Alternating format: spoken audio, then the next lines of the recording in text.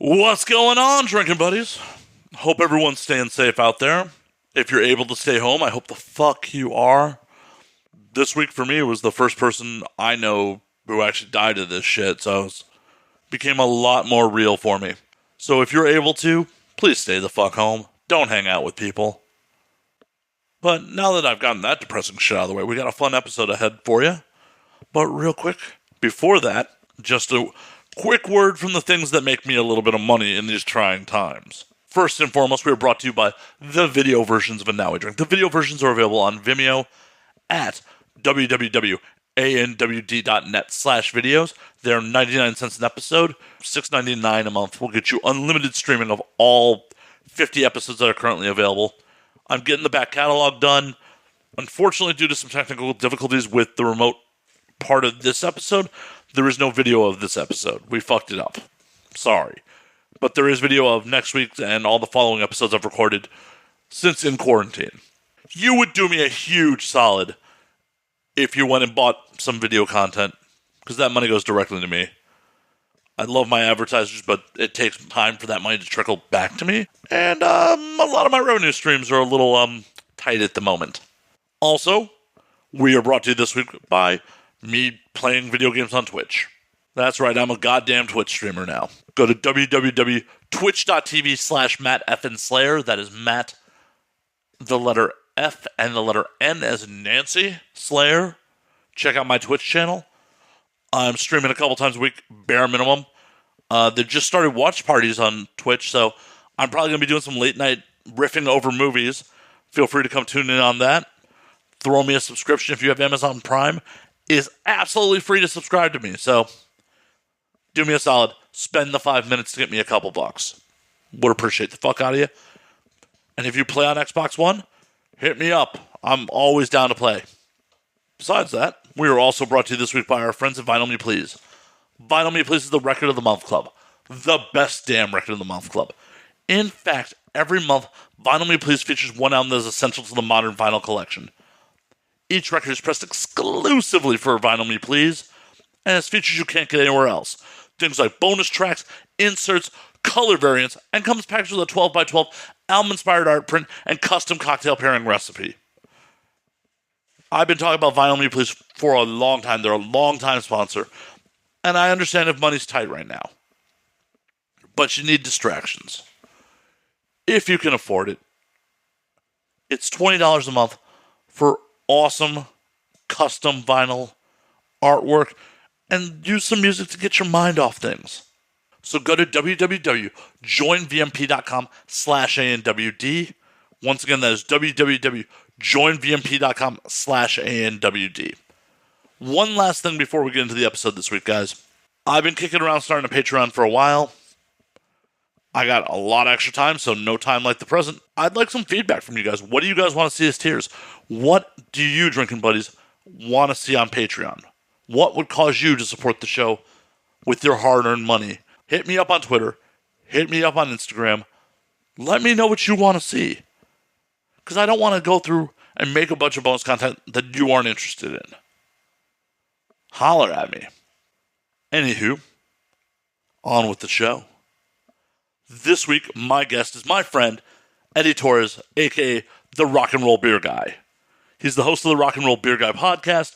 We have a lot of fun. We talk about post-apocalypse, drinking old jobs, podcasting. We do nerd out on some audio shit for a minute. It was a lot of fun catching up with Eddy. I haven't seen him in a minute. I wish you guys could see him. I wish we hadn't fucked up the recording, but hey, what can you do? So in the meantime, stay safe, everyone. And if you're able to, kick back, relax, have a cold one or 12, and enjoy the show.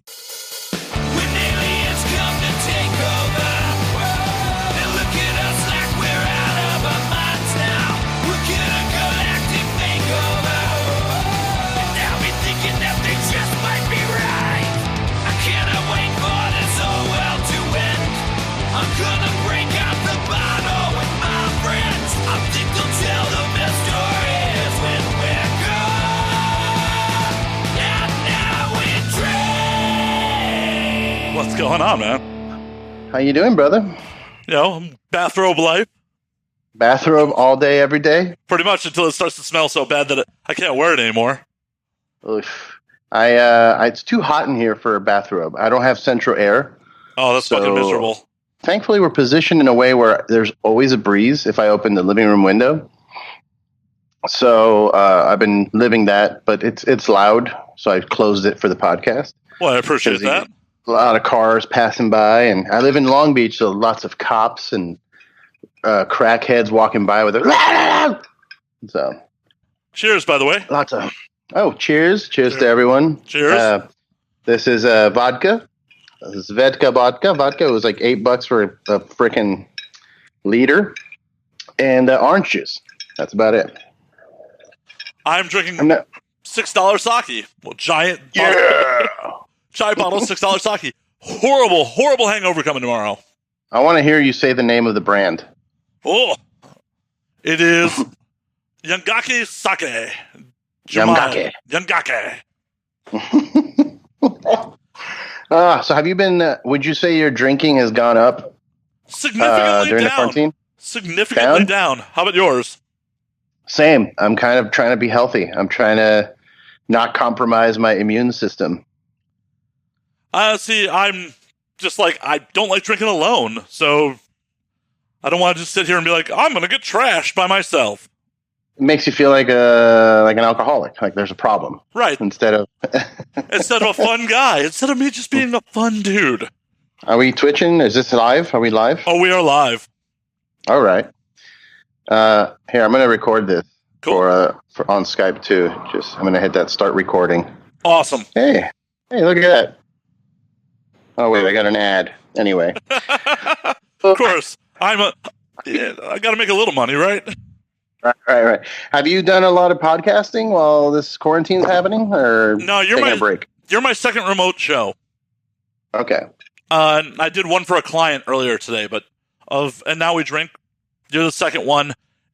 It's hard to stay motivated to do it during the quarantine. It's like, oh hey, the vibe of the show is you've done it. We get fucking housed. Mm-hmm. Yeah. I was. It's got to be rough to not have the social aspect of it. Just, you're in a room, you get drunk and talk shit, and your show specifically ends up having some wild situations.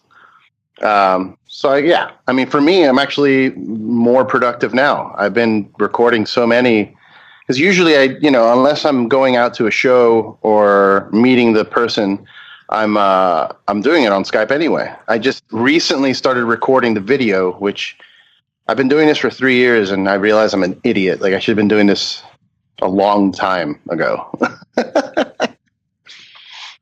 See, for me, like, I have the video versions, but I don't know how it's going to work out recording the, Skyped video.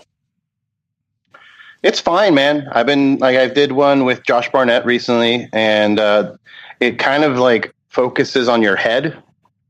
So it's not bad. I did that. I did one with Tony Hinchcliffe, and that was pretty good. Yeah, I should have been doing it for a while, and I should be. After this, I'm going to keep doing it, and I'm going to start bringing a camera for any face-to-face ones too, because I realized that during the quarantine, people want to sit down and watch something. I was putting out just audio because I figured people are driving, maybe they're at work, and they're not really able to watch, so I didn't really care. But maybe I should care, because people want to see stuff. Oh, they definitely do. I think. They definitely do. I've been doing video versions of the show for over a year now on this end. But I also do a 3-camera fucking shoot like I'm goddamn Rogan, and it's a fucking goddamn nightmare to edit sometimes. Yeah, and you're doing it by yourself. You don't have a young Jamie. No, I don't have a young Jamie to fucking live switch or research. So a lot of shit that used to get cut in audio doesn't get cut in video, because it's like, well, I can't cover that up because there's a fucking camera. Yeah. I used to, in the very beginning of the podcast, I used to sit down for hours and edit out every little like kind of any lull, any coughs, random sounds. I would literally sit there and just carve it out with Pro Tools. But lately, I just don't care. You guys, it makes it more realistic, I guess, and also it's less work for me. I'm too tired. too tired. Because of the video aspect, I don't surgically cut it like I used to. I still do a fair amount of like actual processing on it. For the audience, it's like, what kind of fucking audio nerd shit you getting into here? I made the purchase at the end of the year to buy the whole like isotope suite. I have RX-7 Advanced, I have Ozone 9, I have Nectar 3. So Nice. I'm running my audio through like a de-esser, breath control, Desplosive, mouth declick, fucking Nectar 3 to fucking add to it. I do a fair amount of processing, and because my room sucks, I'm deverbing every episode. Well, good for you. That is way more work than I'm putting in. I honestly, like, I've gotten to the point where I used to carve out, like, if a police siren went by, I would carve that out. Don't even care anymore.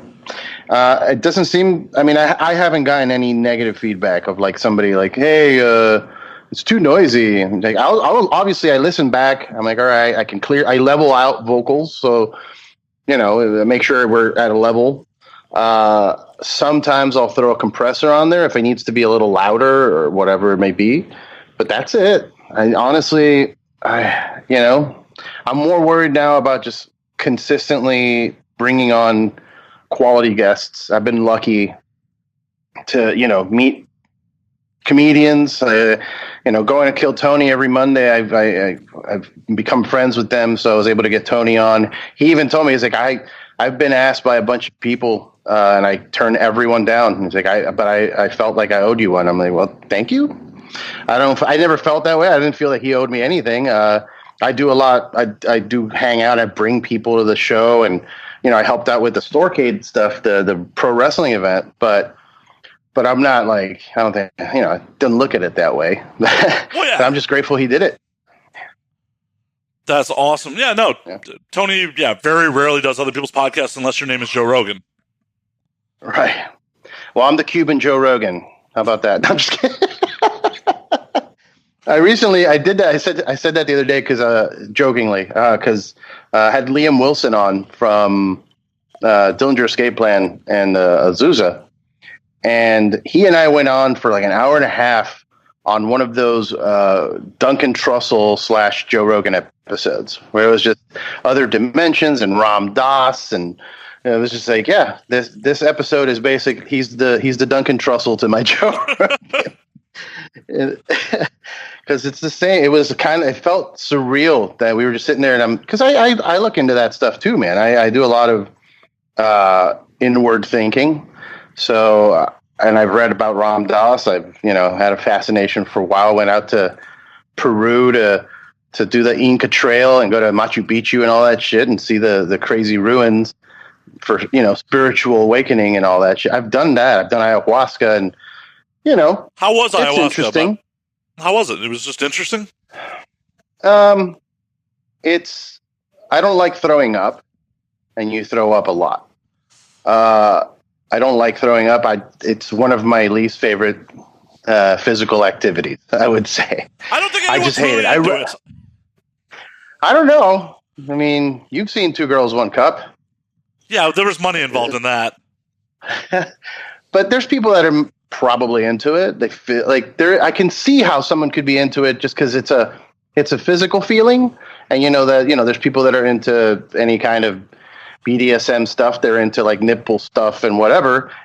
To me, it's super painful, but maybe they're into it. So to me, I could see someone being into throwing up. I'm not into it at all. I hate it. I think it's the worst. I rather pee with a urinary tract infection than throw up.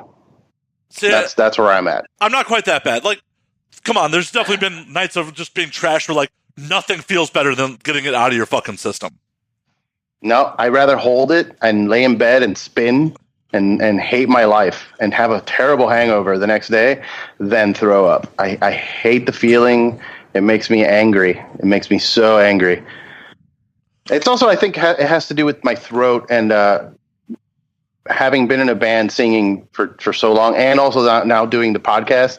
Like, I depend a lot on having an actual voice, and when I throw up, it gets very irritated to where I'm bleeding and shit. So I just hate it. I don't know. How did we get on vomit? Ayahuasca. We went down the ayahuasca trail. Okay. So yes, there's a lot of. If you were given the opportunity to do DMT in a different situation, would you do DMT again, though? Probably. I managed, and I know someone's going to call bullshit on this, but I don't care. I'm not saying it to impress anyone. I learned how to release my natural DMT through breathing techniques and meditation. I did it for many years. I had to stop because I started losing track of what I was doing in reality.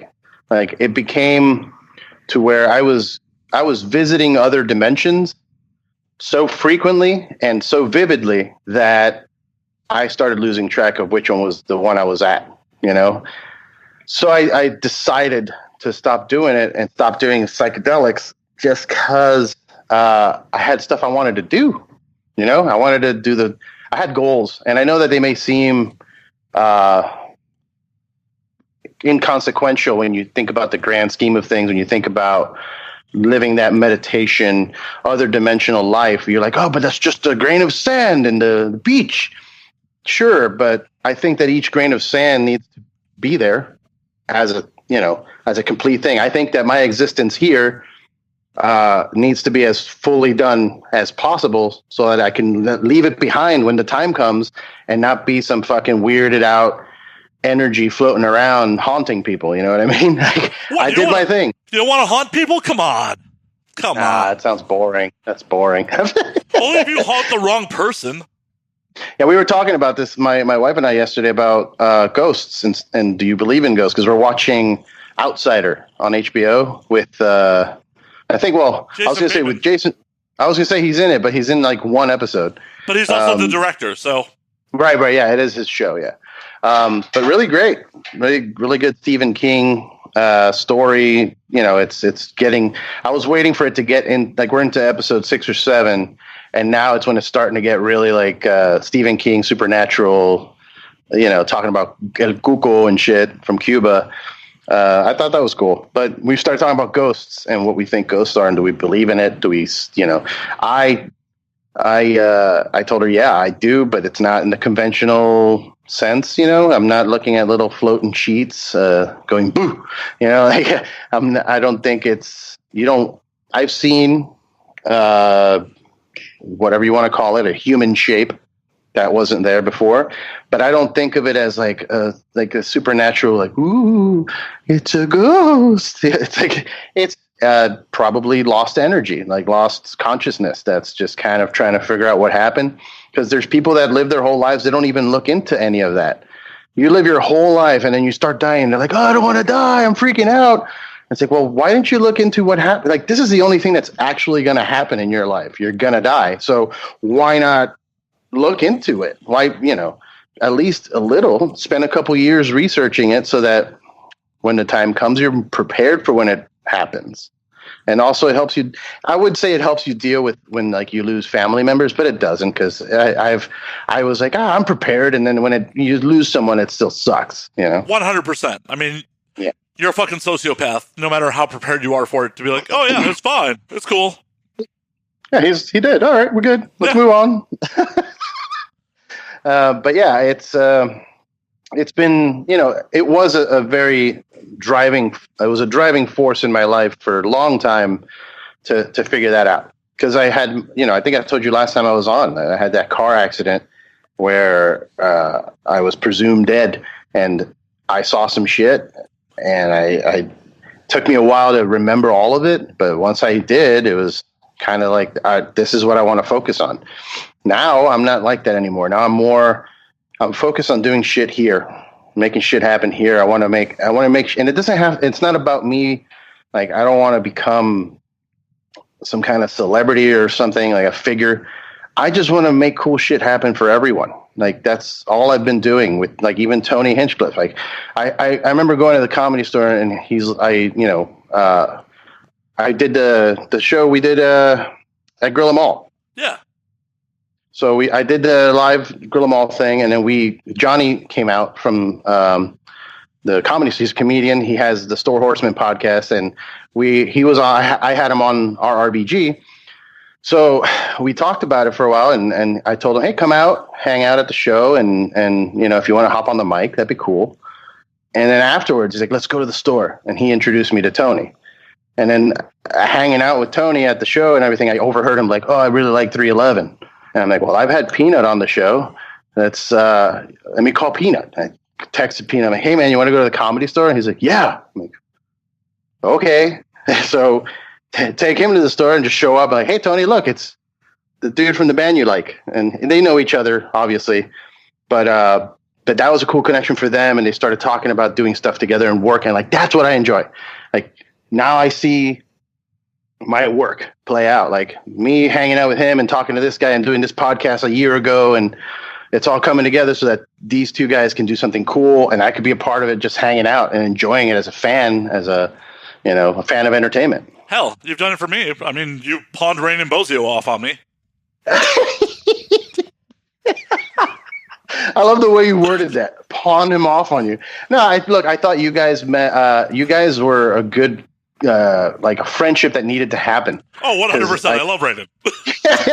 I'm like, you guys are very similar in personality, and I think it would be perfect. So I'm glad that worked out. Yeah, I know he's come out to a few of your live shows, so that's awesome. Oh, yeah, he has. He's essentially run the podcast for me between him and another friend while I was off doing MC detail. Nice. Yeah, dude, I really love doing that. I don't know what it's called. I don't think it's a profession. Like, it's not I can't, like, oh yeah, I'm a A&R rep. Like, I'm not an A&R person. I'm not a manager. I'm not you know what I mean? You're I don't know what to call knows it. Guys. I'm a connector of dots, dude. Oh yeah. Connector of dots. Yeah, I had at the Kill Tony show, now their guitar player, Chroma Chris, I brought the A&R rep from Orange Amps who was in town for NAMM. I was like, hey, man, you want to go to the Comedy Store with me? He's like, yeah. Took him there, they saw the show, and got them a sponsorship, like, for Orange Amps. So now they have an Orange Amp on stage doing that, And it works out for everyone. I'm like, hey, Alex, this is the #1 live podcast in the world. You don't want your brand represented? You know what I mean? And he's like, yeah. Fuck yeah. Doesn't Joel have a drum sponsorship the same way? Yeah, he's Ludwig drums. He did that himself, though. I wasn't involved in that, but yeah, he met some people at NAMM too. It's all about going to the right places and hanging out and just letting your presence known too. Like, I have friends that hit me up every day, like, how are you doing this? The podcast. I'm like, oh, literally just send out a message. Hey, want to do this? And they're like, yep. I mean, that's how we met. That's how we fucking met. You send me a message like, hey, I want to do a show. I'm like, fuck yeah, let's do it. Yeah, exactly. It's the easiest thing. But I say that because I've I guess I have the confidence or whatever you want to call it to go up to someone. Because people don't have that. Like, no, people don't have that. People don't have the product that where if someone sees it, they go, well, I want to be a part of that. You have a professional product as well. Yeah. Well, there's people that are content with just having a day job. Yeah. They're content with their 9 to 5, selling health insurance, whatever.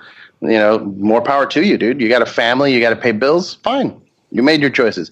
I want to do crazy things that are exciting because of all the shit I talked about earlier. Just having been in that accident and all that, like, I have this hunger for, like, if I'm going to be here, let's do some cool fucking shit. I agree. I mean, I don't know if I've told you, but I've been self-employed, pretty much being a full-time podcaster for all of 2019 and into 2020. I need to take some tips from you, sir, because I don't know how to survive without a day job. A lot of it is producing for other people's podcasts. Ah, okay. Like, and Now We Drink does not pay the bills. Producing Gotcha. for other people that have money does. Yeah, I think that's the end goal for me, is to figure out how to make RRBG monetarily profitable. Right now, it's making enough money on its own to pay for server fees. I have to pay like $30 a month because the amount that I'm putting out, I need to host it. So that's like $30 a month. and any kind of merchandise and website fees, all that stuff is paid for through the podcast, through Patreon people and through sponsors. Yeah, I got to get on the Patreon front. I still have to start up a Patreon. It takes its time to grow. It's harder. You can't grow your audience as much as you would in like Instagram or whatever. I don't have tits, man. I'm not growing my audience via Instagram. Well, but you have tits on your show all the time. You have porn stars. Fair enough. There you go. Fair enough. So I like to pretend people are coming here for me, damn it. I would. Yeah. Totally. It's all about you. It's definitely not about the chicks in bikinis. Hey, they're generally fully clothed. Yeah. No, I'm kidding. I'm giving you shit. Dude, I have to figure out how to make YouTube money. I see these kids playing Doom Eternal making bank, and I'm playing Doom Eternal and not making any money. Someone teach me how to do those things. Well, first and foremost, you and I will never make YouTube money because they demonetize you for profanity. Oh, it's true. It's about I've been posting videos and it asks you if it's for kids. I saw that. I was like, what? Like, fuck why no, is that it's not. Why is that a question? Why is that a question? What happened? Who diddled some kids on YouTube to make that rule go into play? No, there was a whole, I heard about this. There was a whole thing of like people making weird mashup videos that were targeted at kids, and kids would just watch it on fucking loops and generate ad revenue. Wow. Okay. Yeah. They would make weird animations with music that would involve like Spider-Man and a bunch of copyrighted characters, and like, so if a kid searched Spider-Man, this video would pop up, and then it would just generate ad revenue. And that's so nuts, man. Yeah, it's so nuts. Someone completely gaming the system.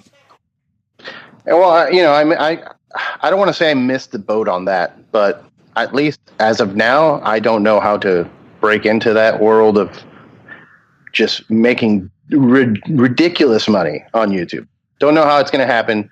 Using myself as a personality isn't going to happen. Dude, we're I'm not kid friendly. We're aging metalheads, like exactly. Yeah. Yeah. I mean, I just started the Twitch stream thing like in the last week or so. Yeah, like I had an idea to kind of do a version of the podcast on Twitch where I'll have someone come over, we'll talk, and then maybe we'll play a game together, some old video game like Punch Out or not Punch Out, something 2-player, but just play an old game together. And but it's it's so much work. I have a green screen now back here on the ground. We have one of those lights set up, a couple cameras, so try and get it up and running soon. I want to do it. I think it's. I've streamed myself playing a game just without a camera, just the game on the screen, and get a few people check it out. But it's not. No. I think you need to be on the screen. There needs to be some. They want to tune in for these characters. Oh yeah, like like there's personalities. Like you, Dr. Disrespect, the dude he's got a look. You know what I mean? The other day, I'm like, I had seen his name around, but I never watch his videos because I don't watch streamers all that much. And I'm on YouTube and I see him and The Undertaker. I'm like, what? How is this dude hanging out and doing things with The Undertaker? And then I realize I'm just out of it. I'm out of the loop. That dude's putting in work and becoming famous off of that platform and doing it right. So yeah. It's definitely possible. I mean, I jumped on Twitch earlier today and was like, some dude had 39,000 live people watching his stream. Good Lord. Is it really all that? Like, do you think is Twitch as corrupt as like Facebook and Instagram with fake accounts? Like, do you think those numbers are fake?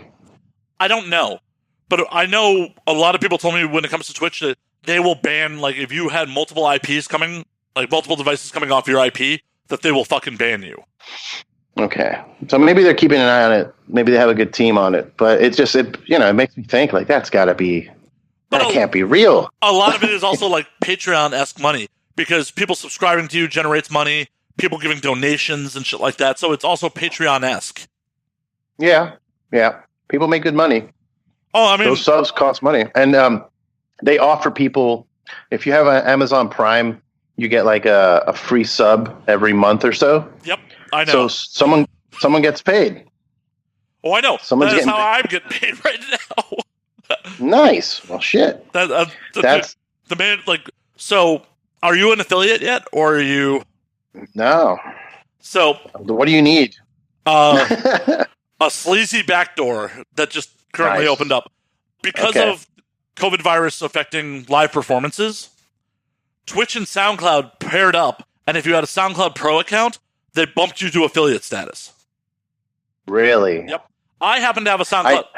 I had a SoundCloud Pro just because my website has a SoundCloud player in it. I had the Pro account just so if you go to my website, you could play And Now We Drink from the website through the SoundCloud player. That's literally the only reason I had a SoundCloud Pro.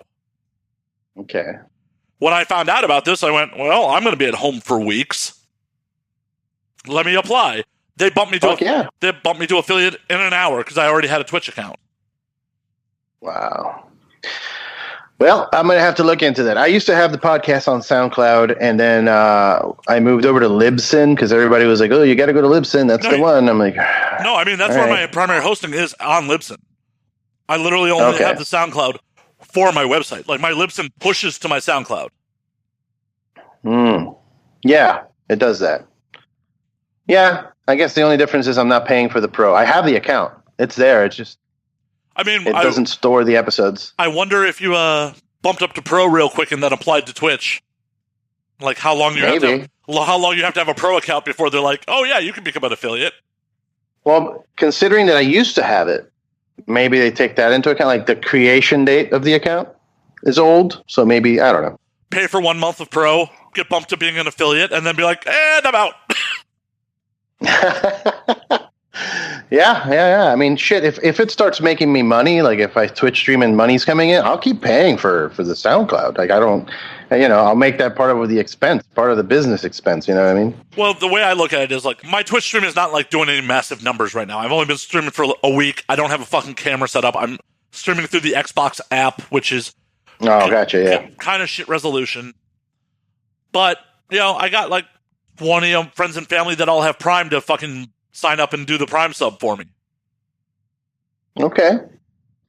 Well, there you go. I mean, and those subs they're free to them. Well, not free. You're paying for your Prime membership. But they already have the Prime membership. But yeah. They have it for some other reasons. Man, Prime is really good. I've been paying for that, and I've been paying for the Google whatever service, Google Play it's called. So it gives you more storage on the drive. It gives you their music program, which has all the music like Spotify does. Any song you want to find, it's there. And not only that, you can upload. So I have a bunch of my old band demos that are now in the Google Play thing, so I can just stream it, you know what I mean, ad-free whenever I want. And all of that also comes with YouTube, and you get the YouTube with no ads, and you get the YouTube Red thing where you get the the Karate Kid show, Cobra Kai. Cobra Kai is fucking rad. Yeah, man. I like that Google service, and a lot of people don't. They're like, I don't know. I'm like, you get all the shit from Spotify that you're paying, whatever it is a month, plus you get all that other shit. I don't know. It makes more sense to me. Oh no, it makes sense. I do it mostly for the YouTube ads. The YouTube ads. Look at where I'm at. I gotta catch up, man. I'm only on my second glass of sake, and that's just wine. This is my third podcast today, so I'm like, this one needs a drink, because, it's a Now We Drink, right? Right. So, you drink. I'm checking this. I hope if you're watching this, you're drinking too. I agree. So are you set in terms of the quarantine situation? Like, I'm hyper. You're gonna make it? I'm hyper fucked. Oh, okay. That's good. That's healthy. I mean, hyper fucked. Well, let's see. Most of my income came from me doing production work for other people. All the production's fucking shut down. Thankfully, one of my clients is down to just do completely remote podcasts, and we did one of those today. But that's the first one in 3 weeks. Shit. I am really looking forward to the freelancers that qualify for unemployment, so I already filed for that shit. I don't qualify because I have a day job, unfortunately. Are you still working? Yeah. No, I said unfortunately, but it was sarcastic. I'm very glad to have a job right now. Musician buddies, a lot of comedian buddies, all fucked. The reality of the situation is, like, when the unemployment kicks in, I should be doing fine. I'm just waiting for it to fucking kick in. Yeah. Yeah, it's interesting just how I don't know. I feel like I'm in a dream most of the time these days because I'm just kind of looking outside. I'm like, there's still a whole bunch of people driving around and living life, and I don't know. Like, I don't know what's happening. It all kind of transitioned quickly. Like my job's like, all right, yeah, take the computer, work from home. Like, I could have been doing this from the beginning. Right? I could have been working from home this entire time. No, it's a little more difficult to do the job at home, but it's just weird. I don't know what's going on. Some people are saying it's going to be more than a few months. Oh yeah, it will be. Those stimulus checks aren't going to hit till like 10 weeks from now or some shit. I have direct deposit, so I'm going to be okay. Okay. I don't know. It's just nuts, dude. Oh, yeah. It's completely fucking nuts. We're not... Okay, because America has not fucking handled this right, and we're doing patchwork bullshit all over the states, even if California does everything fucking right, we have porous fucking borders. Yep. If California is all of a sudden not on lockdown, motherfuckers from Texas and Arizona are going to drive their asses in. Mm-hmm. I mean, did you hear, like, a couple days ago I saw an article on CNN. Fucking 70 college kids chartered a flight down to Mexico for spring break. Spring break! 44 of them came back with fucking corona. 44. Of course. Dude, I saw videos of people getting interviewed in Miami where they're like, nah, bro, if I get corona, I get it, bro, because, it ain't going to stop me from getting lit. It's like, what? If I get it, I get it, bro. Who cares? I gotta get lit this weekend. I don't understand. Somehow, like, people think that's okay. I guess when you look at how we're handling politics these days, it makes sense. It's young people. Like, I can't say that if I was in my early 20s, I wouldn't be that fucking flippant about it. I can't say I wouldn't. I was an asshole at 21. Well, I was on a lot of acid at 20, so maybe. I don't know. I mean, I would have been like, body doesn't matter, bro. It's all about mind and spirit. Well, in all honesty, up until like March 16th, I was still pretty flippant about it. I was still out. I was at restaurants, like, until the day they locked down restaurants.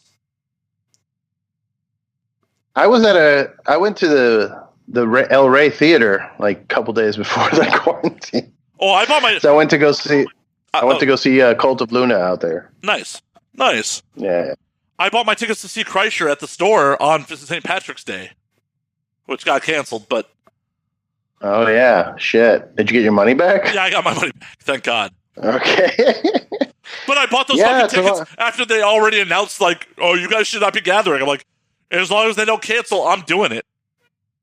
Yeah. I mean, I had set up another watch party with Barnett at Gorilla Mall. We were going to do one for Bloodsport 3, and up until the quarantine, we were like, well, if it's not canceled, I'm not canceling. And then eventually, like, Barnett's like, yeah, we got canceled. I'm like, well, fuck. Then I guess we're not doing it. I would have still gone to do it, but I'm also trying to be careful. Like, I don't want to be dumb. I've already been dumb my whole life, 38 years of being dumb. So I think it's time to not be too dumb. No, I'm right there with you. I'm not washing my hands every 2 seconds, but, stay clean and away from people. I think we'll be okay. Yeah, I mean, I'm right there with you. But I literally, Monday the 16th, after LA had locked down all the fucking restaurants, I went to Roscoe's in Inglewood because Inglewood wasn't down with that. They don't give a fuck. There's still a lot of places open in Long Beach. A lot. Like nail salons and like fucking pizza shops. I'm like, what are you Well, pizza shops, as long as it's to go, right? It's all good. Yeah, I guess that's fine. But like nail salons, you really need to get your nails did right now. Yes, I do. I really do. For your big date later? Like, what are you talking about? Yeah, my big date. My big date. I need to have fancy fucking nails for this big fucking date I'm gonna have. Good Lord. Holy shit. Speaking of which, you are lucky that you're quarantined with your wife. Oh, yeah. Because the minute this is over, I'm going to fuck anything that moves. Anything that will let me, I'm going to just like, oh, you're down? I'm down. Let's do this. I'm curious to some data. We were talking about the data of how many people, like how many babies are going to be born from the quarantine. People are fucking indoors because they're living together and there's nothing else to do but do that. I want to see that number, and I also now want to see the number of people that fuck after the quarantine. People that are like bursting out of their houses to fuck, smash. Oh yeah, no, I mean like the minute they're like, you can go out in public. My dick's gonna be out of my pants as I run out of my apartment. This is like a scene from Braveheart. Everybody's naked and just kind of like, ah! Yeah. Oh fuck! I haven't had an illegitimate child yet. This is 2021 is the year my 2021 is the year of my illegitimate child. This is when it's happening. This is it. I mean, the massive nut that is lying in my fucking groin right now. It's gonna be cottage cheese by the time we get out of our houses. I'm telling you. Oh yeah, I mean, I'm cleaning the pipes because I have to. I'm not trying to get prostate cancer while I'm locked in.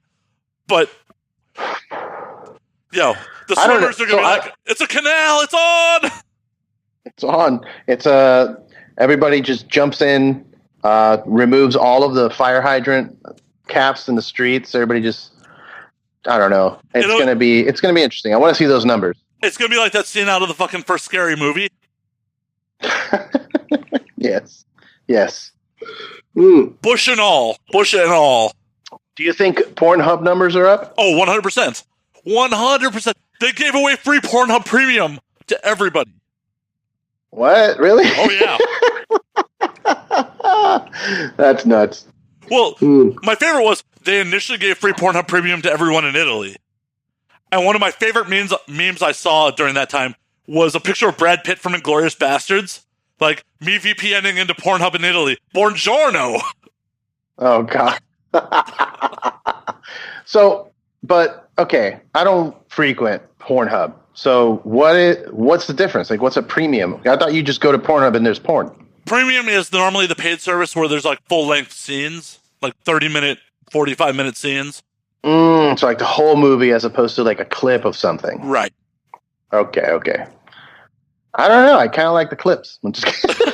Hey man, I'm getting too old for the full length. Like even Joe Rogan, I've had to cut back on listening to full 4-hour episodes of Joe Rogan and just kind of picking some of the clips on but it's becoming a thing. Everybody has one. Like I know like Bad Friends, which is Bobby Lee and Santino, they just opened their clips YouTube page where it's just little segments of all of it. I do the same thing. I put clips up too. Shit. Yeah, it's a thing. I think I like clips. I don't have time to sit, but then again, that's because I'm doing a million things. I'm between the podcast and actual work and having a wife and trying to play video games because it is part of my job. I enjoy playing video games. It's a good hobby, but it's also part of my job to play them. So it's a lot, and I'm getting old, and I've done a lot of drugs and alcohol. So the processor is running slow. I need a defrag. That's why I stopped drinking as much. Like right now, I'm drunk because of this. Look at it. Cheers again, brother. Cheers again. Cheers, dude. Cheers to you. Yep. We lost Eddie. We're going to call him back.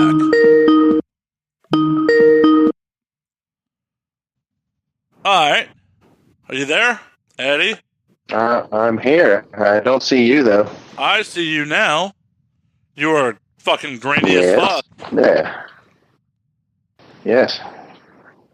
So are you. There we go. Kind of clearing up. Kind of clearing up? No, back to old. See, this is why. Is it you or me? Am I downloading stuff? I'm not downloading anything. I have all my browsers closed and everything, so it'd be on you. Yeah, I don't know. I don't have anything open. See, this is why I hate remote shows. This is why I fucking hate remote shows. Yeah, it's we're not. So people are talking about VR and all this shit, and I'm like, you guys, we don't have the bandwidth. I'm sorry. If we can't figure out Skype calls yet, we're definitely not ready for streaming video games and shit. No. Even like Netflix, which, works pretty flawlessly most of the time. There's still times where Netflix takes a shit, Yeah. We don't have the bandwidth. I mean, I have a fucking 400 meg down fucking connection. I have an insane fucking data connection.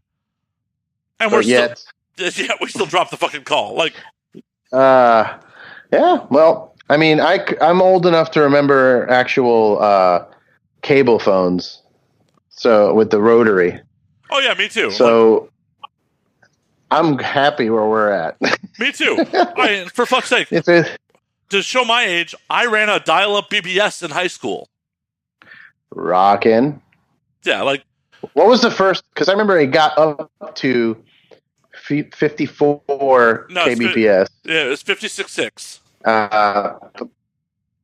Or 56, right. Yeah. But before that, there was a different standard. Was it 24? So it 30? It was 28.8. So it went from 28.8. Yeah, I remember that. 300, 1200, 2400, 4800, 9600, and then 14.4, 28.8, and then 56.6 is all the dial-up modems. I feel like there's one between 28.8 and 56, like something in the 30s or 40s, but I can't remember. Because they doubled it. They doubled 28.8 to 56.6. 56. Okay, that makes sense. I don't know. I used to be a tech head back in the day, in like the mid to late 90s. I would build computers. I would hack things. Oh, dude! I would go hacking with my friends. Dude, in those days, I was a working IT professional in the mid to late 90s. Like, also in high school, I worked in IT departments. Nice. Yeah, look at me now. Like, what the fuck happened to my ass? That was the future. I remember telling my grandparents that I was going to be a computer guy. I'm a computer engineer. Oh yeah, no, that's why I never went to a day of fucking college, because, like, I was a working IT professional before I graduated high school. Like, oh, dude, I got the world by the balls. Like, I have my A+ certification already. Like, I work in IT. Then that fucking .com bubble burst, and I ended up doing armed security because I couldn't find a fucking computer job. Yeah, that's how it works. I went from computer engineering. I went to ITT, which was a scam. Oh, I know. And just stole my money, stole all of my life's work.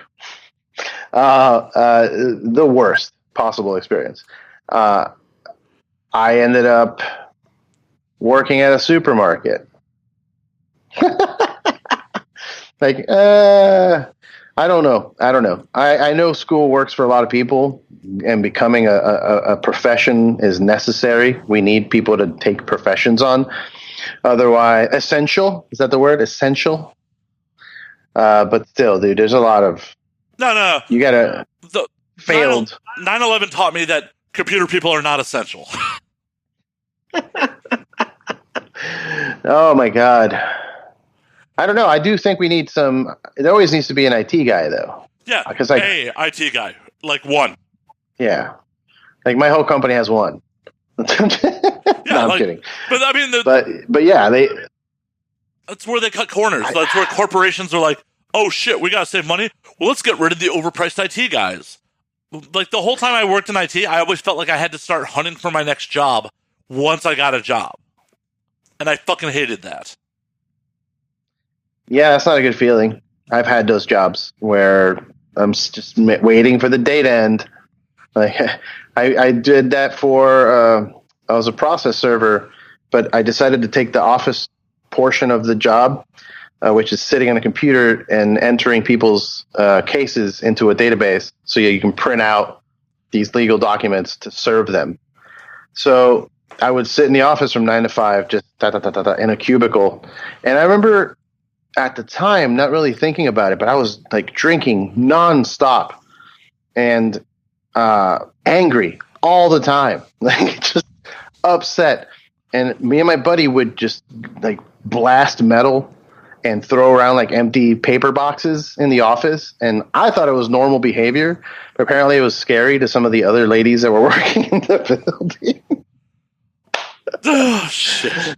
Yeah, they're like, why are they moshing over there? Just two guys punching each other in the corner. Full Fight Club. But yeah, that job, fuck, man. And I thought I was going to be that for a while. I did it for 3 years, so I thought that was my life at that point. I'm like, well, I guess I'm a court officer now. I'm going to people's doors and knocking on the door. Hey, you got 7 days to evacuate your property. The landlord that you're paying rent to is stealing all of your money and hasn't paid his mortgage, so you have to go. It was the worst karma. Like, I felt terrible every day.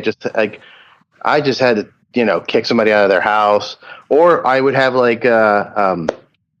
I went to deliver papers for some dude for domestic violence because he was beating his wife. And I go, and it's this apartment building in Miami, and like the really like shitty neighborhood. I knock on the door. All you hear is cop sirens and dogs barking, and everything's hot and sweaty. Dude opens the door shirtless with a bat in his hand. I'm like, hey, are you Juan? And the guy just staring at you with a bat in his hand. I'm like, I'm gonna leave these papers here for you on the floor. Nice to meet you. You've been served. And just start slowly backing away, and the dude following me out with his bat. I remember just getting out of the apartment, and my girl was like outside of the car. I'm like, hey, get in the car. She's like, what? I'm like, get in the car. Get in the car now. She's like, what? I'm like, go, let's go. This dude's chasing me with a bat slowly. Hey, it was that's not your current wife, right? There, here you go. There's your answer. Okay. Well, I'm just saying. I don't remember. Any woman who does not immediately get in the car when you say get in the car does not need to be on the team. She's not going to survive this zombie apocalypse. Yeah, that. If you ever look at someone dead in the eyes and say, "Get in the car," you should probably go. Right. Like anyone who does not immediately like, "Oh, we're getting in the car." Why? No. Why are we? Why? What's going on? Tell me what's happening. I'm not doing it. You asked that in the car as we're driving away. Like, what the fuck happened? Yeah. You imagine. That's an in the car conversation. Speeding away. What's happening? Like, don't worry about it. Just go. Right. But anyone you say, dead serious, we got to get in the car, and they don't immediately get in the car, will not survive the zombie apocalypse. They do not need to be on your team. Do you think we're heading in that direction? I mean, I keep a couple loaded guns around the house. I know where I'm going. Where's that? Where are you going? I'm going north. I know that much. I have a couple friends with guns and who are extraordinarily large human beings that will be good protection to be around. See, large human beings are not good protection against zombies. That's more meat for the zombie. It's a shield wall, man. Think about it. Would you expect the zombie to get full? Well, it'll be a lot of pressure on the if it's a big person, they're holding back a larger number of zombies from the horde before they get to you, right? So the bigger the wall is of protection of meat that they'll be distracted by, the better, I think. I don't know. They may just smell like, ooh, that's prime rib right over there. No, I don't know. I don't think we're gonna get zombied out. I don't think that's a thing. No, what I'm looking Could forward happen. to... It could happen. It could happen. What I'm looking forward to is actually 1930s Depression-era fucking crime, because we're going to get that. We are going to get that. You mean like mafia taking over certain neighborhoods? Not even mafia, like, the fucking Bonnie and Clyde-esque bank robbers and shit like that. We're going to get that shit. As motherfuckers start to get desperate because of, the new depression, motherfuckers are going to start committing crimes because they're desperate. So I was talking to Tony about how close we are to something like that actually happening. And, we determined it's like, if they close down the supermarkets and the food, then that's when we have to be worried. Because, that's when people do stupid shit. No, the minute they start, actually coming after people and, compounding penalties for missing rent, that's when people are going to start getting stupid. That too. But, I mean, there seems to be, on social media, which I don't know how much of that to believe, but there seems to be a lot of people working towards helping people, trying to come up with fundraisers and different bills that are passing, and even the shitty stimulus check. Everybody complains it's shitty, it's so small, that's not enough. That's but it's still, I guess. I wasn't expecting anything. I was expecting Trump to just go, too bad, fuckers. Figure it out. It's an election year. It's an election year. He can't do that shit. Yeah, exactly. If this happened last year, oh yeah, we'd be like, you're on your fucking own, motherfuckers. It's 2020. Well. He's 6 months away from re-election. He's got to be like, yeah, fucking make it rain on your asses. Yeah. Yeah. I mean, I don't know. I don't keep up with the politics anymore. I really don't. I go on Facebook, people post crazy shit. I'm like, that sounds crazy. Move along.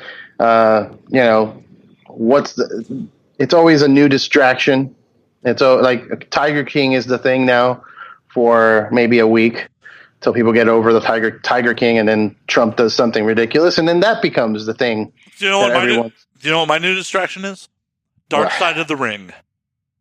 Dude, rough.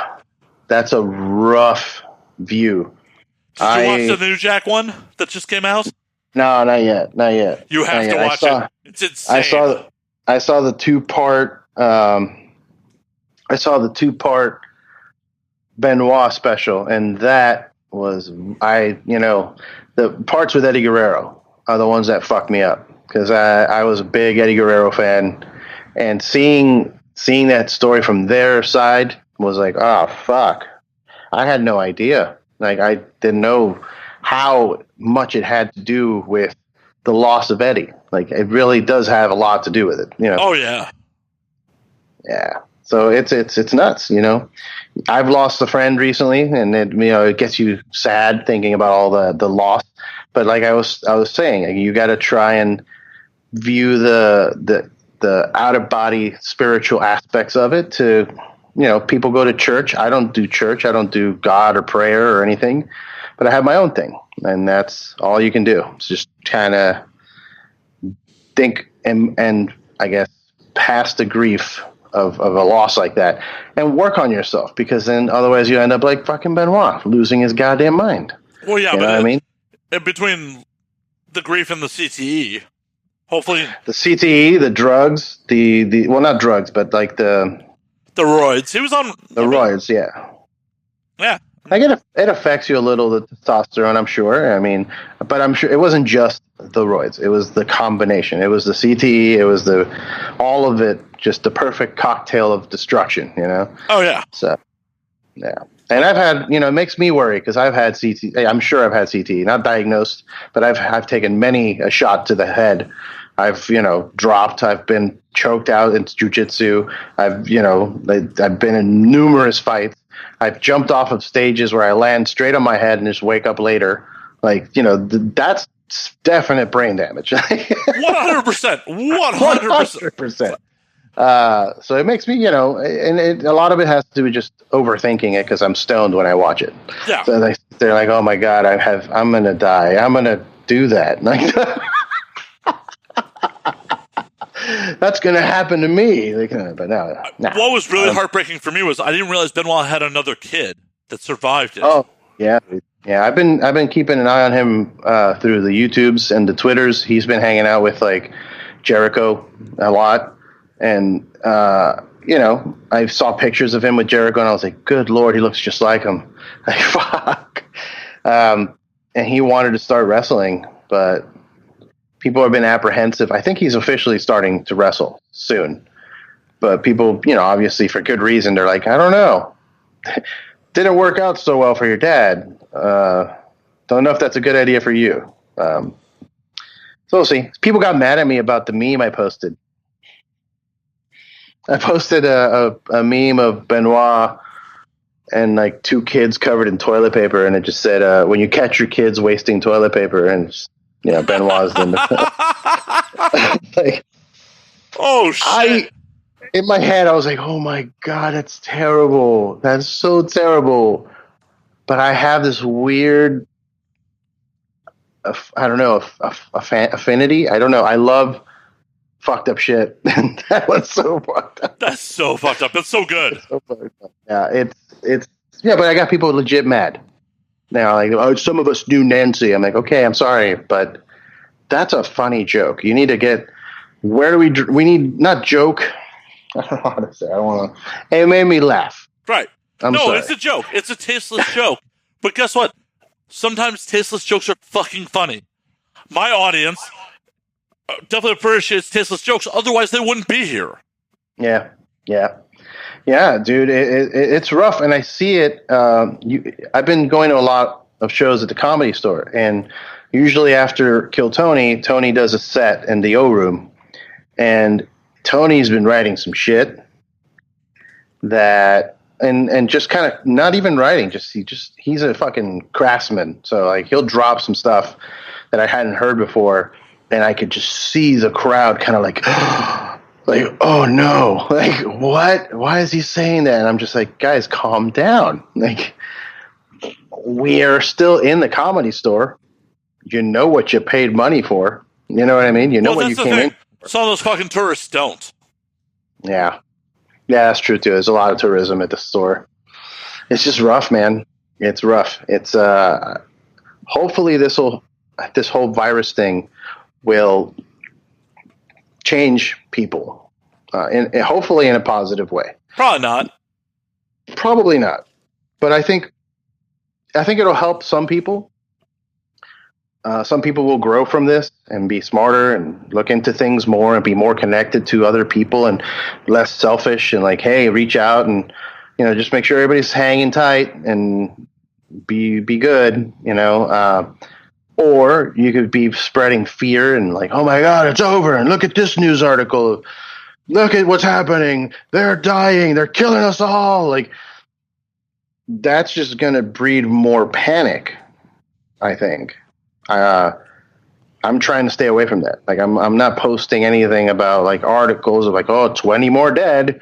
Like, I get it. People are dying and it sucks. I don't need you to shove it in my face every 5 minutes because you're just trying to create negativity. You're trying to create a negative reaction. Stay positive and let's like, hey, look, there's also people recovering. Oh, for sure. And people were dying either way before this. Yeah. I have friends that are trying to convince me that this is it. Like dudes that are in the military that are telling me like, oh, this is it. The secret government is doing it on purpose. And this is where they did this to control population and fix the economy. And fix the economy. Fix the economy. What the fuck? Fix the economy. What? How's this? What? Huh? Well, because we'll get rid of some people. You mean taxpayers that pay into the economy? People who spend money in the economy? How does that fix the economy? Yeah, I don't know, dude. It's that they think it's all some kind of government conspiracy. I'm like, you're giving them way too much credit. You're giving them way too much credit. You think they're smarter than they are. They're not these evil geniuses. Like, this probably happened because they were trying to come up with something and fucked up. somebody slipped. Somebody wasn't clean enough. I mean, in our own fucking government, we fucking defunded our pandemic response team. Coincidentally, right before a pandemic. Well, yeah, because probably the pandemic response team stopped a couple of them. Yeah. The guys we were paying to do the job did their fucking job. How dare they? How dare they earn their fucking How dare keep? they? How dare they earn their keep? How dare they? Yeah, I don't know, man. I'm trying. Honestly, look, it's a period of adjustment, but my whole life has been a period of adjustment. I'm, through a series of misfortunes and bad luck, I've had to adjust my entire life. This is the best time of my life, and it sucks to say it. People are like, "Oh, but there's a pandemic." I'm like, "Yeah, but I am currently at the best point in my life.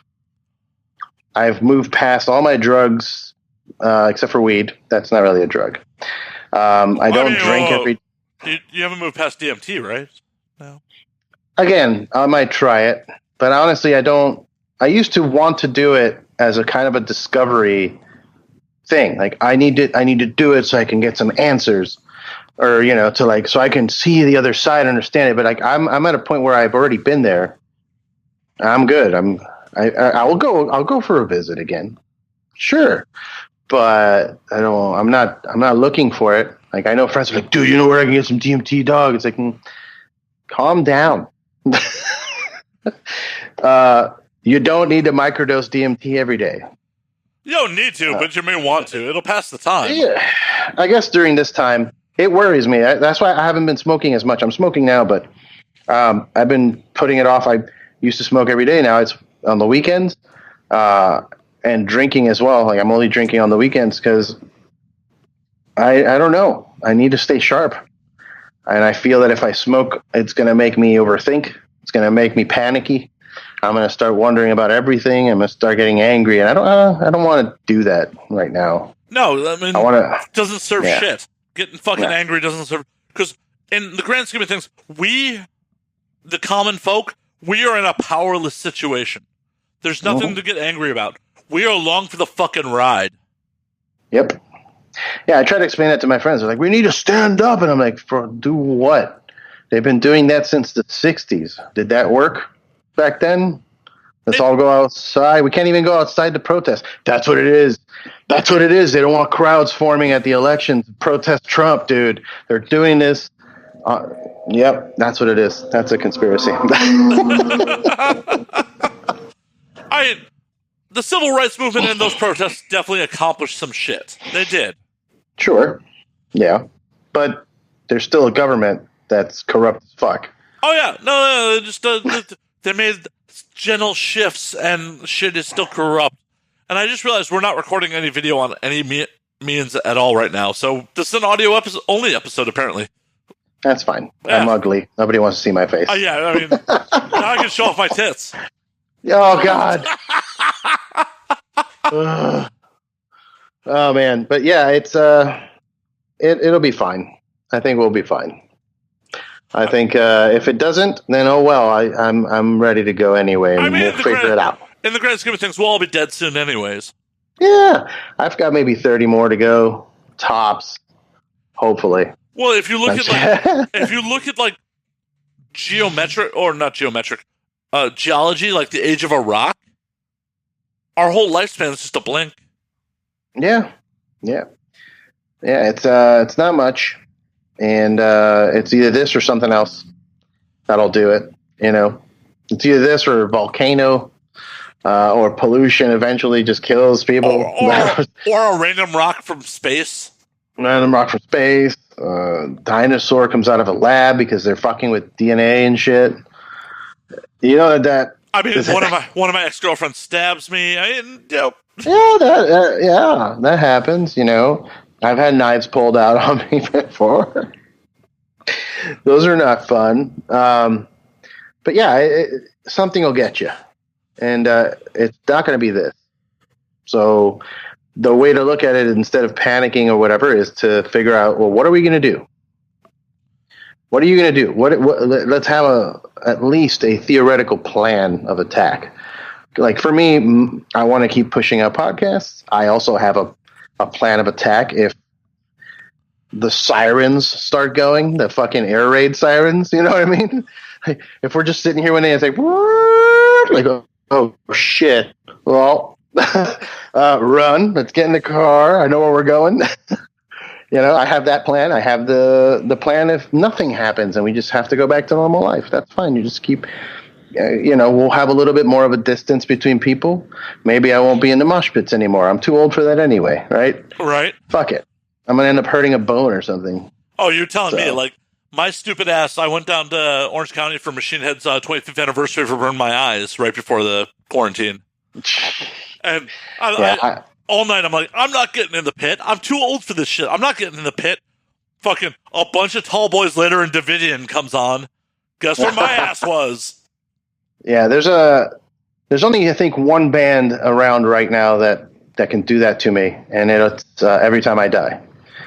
I think no matter what, if Every Time I Die plays a hit off of Hot Damn or something, oof.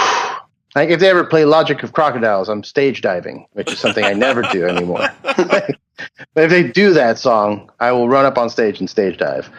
That's the only band. I've been to many shows lately, and I'm just like, I can't get in there. I'm going to get knocked out.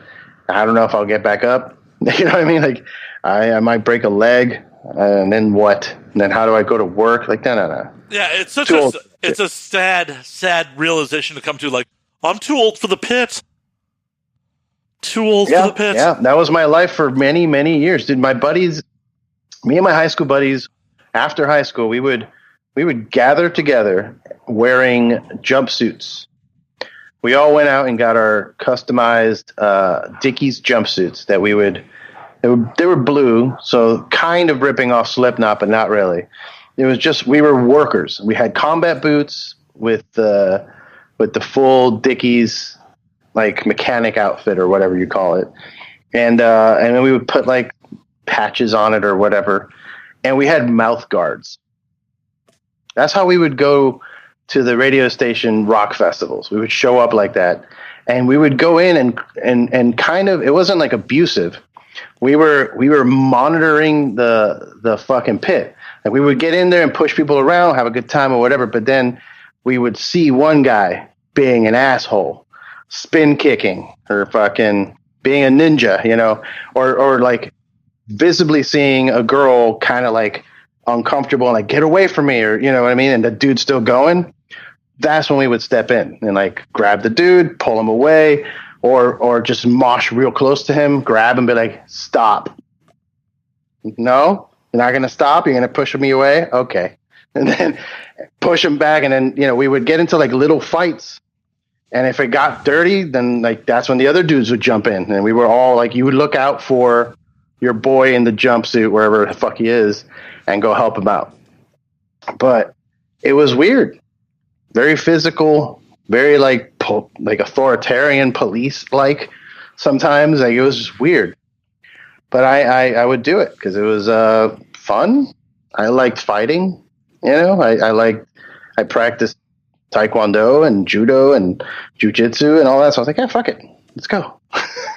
In a non like meathead kind of like, skinhead, those dudes just go crowd kill. Oh yeah. I wanted to defend, if that makes any sense. It was weird. No, I feel like going to metal shows in Chicago, there was always the fucking boneheads fucking swastikas without fucking fail. Good Lord. I couldn't enjoy I couldn't go to a Dropkick Murphys show without getting in a fight. You know what I mean? Or just certain music, certain punk music where, there's always that guy. I went to a David Allan Coe show. I was the darkest kid in the room. Well, yeah, he's racist as fuck. Yeah, but I like David Allan Coe's music. Yeah. And he's got the Dimebag guitar on stage. Hey, Rebel Meets Rebel's a great album. Look, it's I don't care. I think I heard someone say the other day, and I know this may come off as ignorant or whatever, but I if it's racist, if you're racist, You know what I mean? Like, if you think it's racist, you're probably being racist because you're thinking about it. You're thinking about the racist thought. You're saying that's racist because you're acknowledging that it is. It's a weird thing. Like, if I choose what I get offended by. Like, if somebody calls me a spick to my face, like, you're a fucking bean or spick, and he's doing it with that anger of, like, you know, wanting to fight me, then I'll fight him, you know, because you're trying me, and I'm offended that you're trying me. But, you know, I call my fucking Cuban friends balseros, rafters all the time, and that's like derogatory too. Like, but that's what you are. Like, it's like the N-word. You know, like, they say it amongst themselves. We can't say it. I feel I have, you know, a darker shade of skin. I might be able to get away with it in Miami. I can't really say it out here in LA because then I get looked at funny. For sure. I don't know. At this point in life, being my advanced stage, I don't give a fuck. Like, I don't know you. Like, if you, someone I know and respect, like, came at me like that, we might have problems. If some fucking random who I don't know you, I don't respect you, I don't give a fuck what your opinion is. You're like, fuck you, kike. I'll be like, whatever, dude. You ignorant fuck. I don't care. Yeah. I don't respect your opinion. I don't know who you are. Yeah, that's a problem, a psychological problem that a lot of people deal with here, where you get involved. They call it white knighting.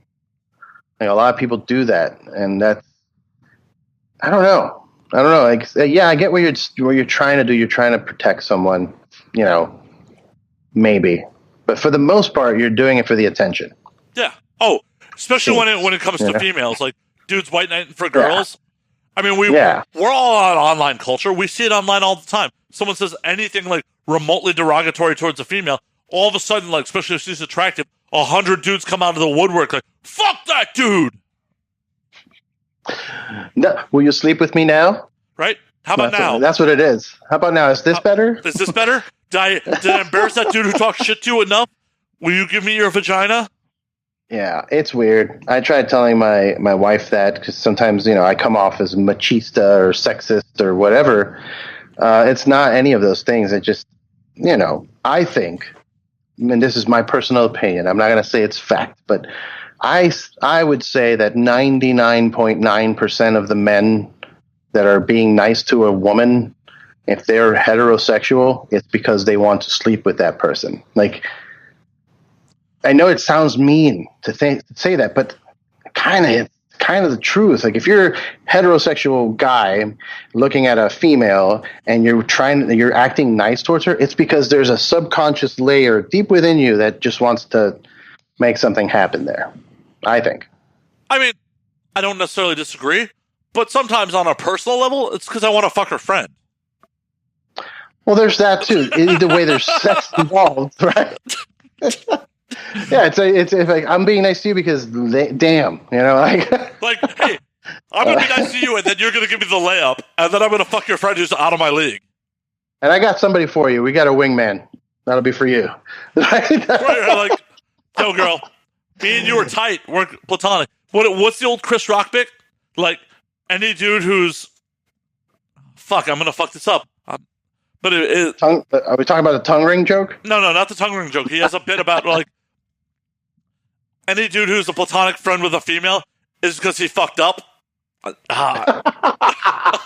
Yeah, that makes sense too. Yeah, if you fucked up in your game, like, if you're you might there. Okay, so yes, there is exceptions. I'm not saying it doesn't never happen, but, right? But the intent was there at some point in most cases. Right.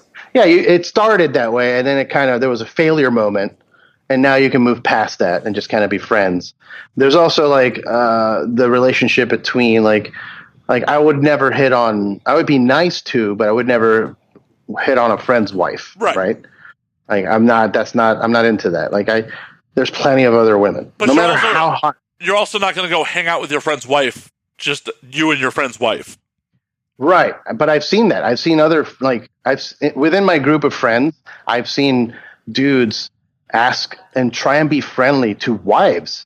Like, my wife and my guitar player's wife, and getting messages on Instagram or Facebook with like, "Hey, how are you today?" And it's like, what do you want? Right? Why are you messaging the wife? It's because you're trying to sneak your way in there. That's it. That's all it is. Like and then if you fail, then maybe you'll stay friends and communicate occasionally, and it's like a weird friendship that you have. But I do have sorry, I didn't mean to cut you off. No, go ahead. I do personally have a bunch of female friends that, like, at one point I was sexually attracted to, and then I got to know them, and I'm like, nah, I'm cool. I'm cool with being your friend, but if this was on any romantic level, I would lose my shit. Yeah, there's that, because you get to know them, and you know that it's like not going to work in any kind of long-term situation. I mean, it wouldn't work 20 seconds past orgasm. Right, yeah. Like, it'll be all regrets after. Right, exactly. For all parties involved. All parties involved. Like, everybody's going to hate this. Everyone will hate this. Everyone will be like, what did we do here? Like, a couple of them are, like, some of my closest friends, like, on a friend tip, but they have personality traits where, like, oh, I could tolerate that as a friend.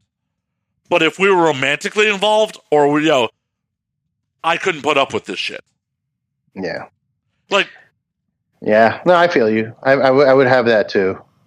It's weird. I'm just saying, for the most, I know it's not accurate. It's not 99.9%, but for the most part, if a guy's being nice at first, it's usually for the attempt of, and then if it fails, then you can move on. But I've had issues with ex-girlfriends where that's happened, where like she's like, he's very nice, he's a friend, and we'll hang out with him, and I'm just like, I see it in his eyes. Like, come on. He's waiting for you to fuck up.